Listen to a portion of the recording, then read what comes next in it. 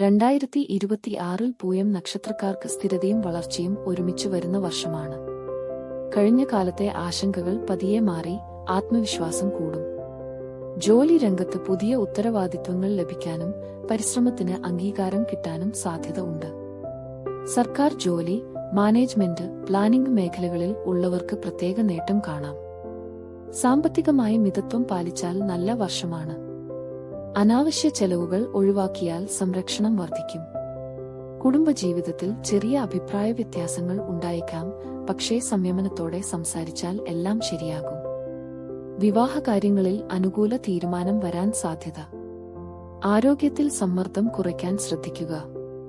ഉറക്കം, ഭക്ഷണം, വ്യായാമം ഇവയ്ക്ക് പ്രാധാന്യം നൽകണം.